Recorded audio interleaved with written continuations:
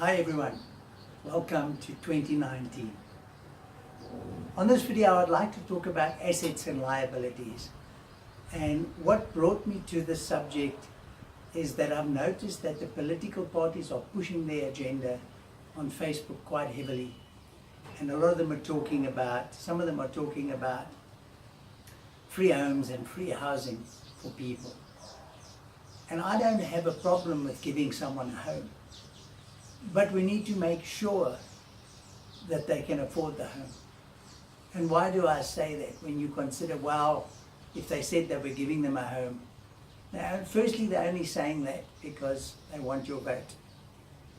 The possibility of them giving everyone a free home, that's an impossibility. It can't be done. So, in many ways, they're lying. But the issue about a free home is that a home is never free.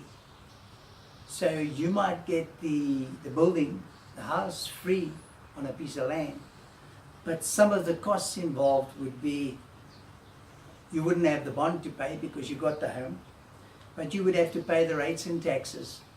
You would have to pay your electricity every month. You'd have to maintain the house every month, the property, and you'd have to pay insurance every single month. Now, the home, is it an asset or a liability? The definition of asset is something that pays you an income every single month. And the definition of liability is something that you have to pay for every single month. So if you have to pay all these things that I've just gone through, how can the home be an asset? You see,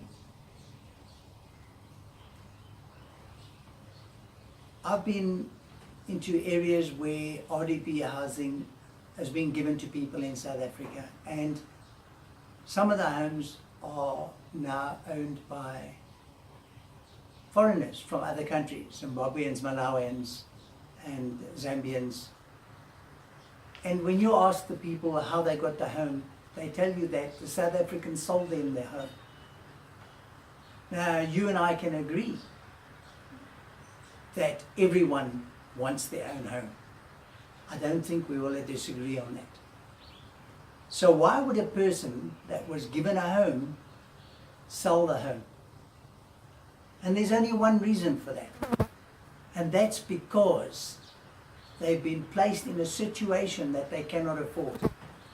So they were given the home and they cannot afford the electricity every month and to pay for the insurance and the rates and taxes and the maintenance. So what they do is they sell the home. But what that does to the person individual, what that does to that individual is it makes it 10 times more difficult for them to ever think they're going to have a home sometime in the future. So we need to be careful when we talk about giving somebody a home or an asset or something that we believe is an asset. It might very well be extremely expensive liability that they cannot afford. And the last thing we need in South Africa is to make people feel less than what they already are. We need to be uplifting and helping people. So instead of promising people assets, rather provide them with skills so they can help themselves. Now I know I've gone off at a bit of a tangent. I just want to have a quick look at my notes to see if there's something else I can add for you.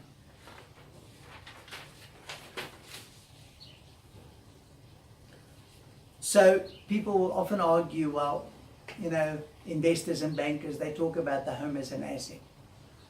And the home can be an asset, but most of the time it's a liability. The home becomes an asset when it's fully paid for and you can rent it out. Or if you bought it as a second home and you rent it out, but the tenant is paying you the full amount for the bond and the insurance and the electricity.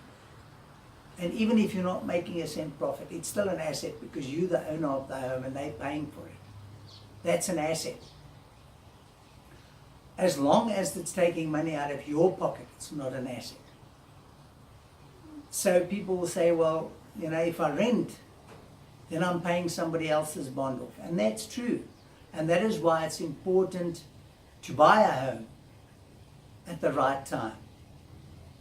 There is a buyer's market and a seller's market. And in the buyer's market, the home is cheaper than it'll ever be on the market. And so you are waiting for a buyer's market to buy that home. Now, you may be renting a two-bedroom home with a double garage and a swimming pool in a certain area, and it might be costing you 8,000 rand a month. You've got to pay the electricity and all the other things. And you decide, well, I'm tired now of paying somebody else's rent. I want to pay for my own home. So I'm going to see if I can get a bond for 8,000 rand. Now, if you look for the same home in the same area, the same as the one you're renting, you will not get it for 8,000 rand a month. You see, the issue is that when you take the home on yourself, you have all the extras that come into play.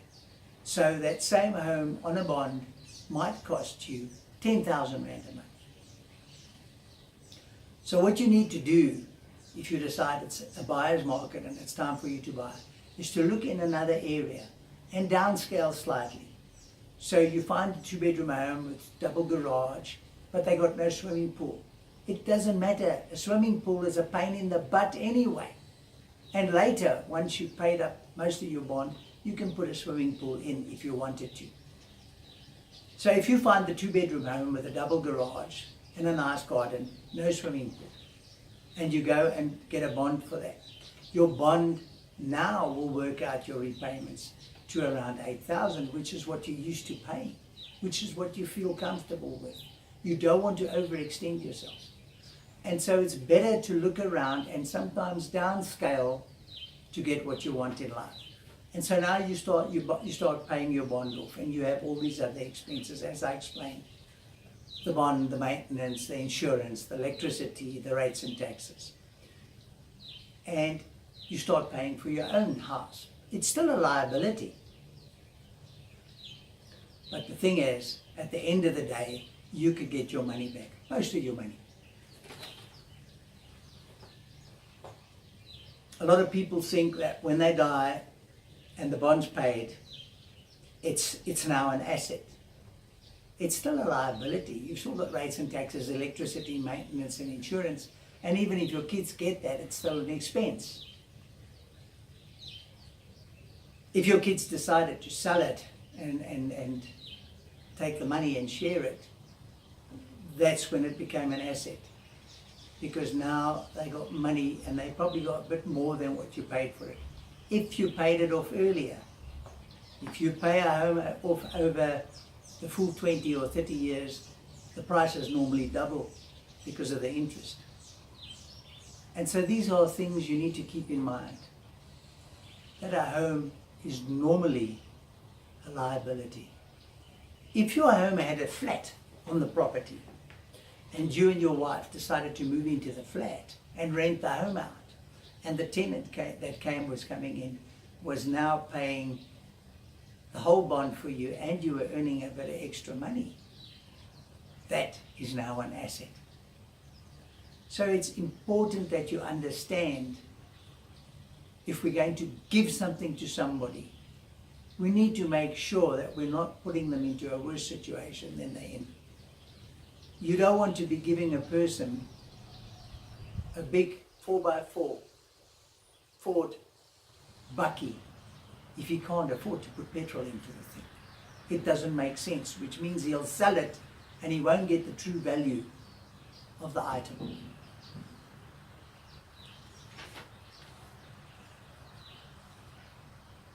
Someone said once that poor people spend their money on things that don't have real value.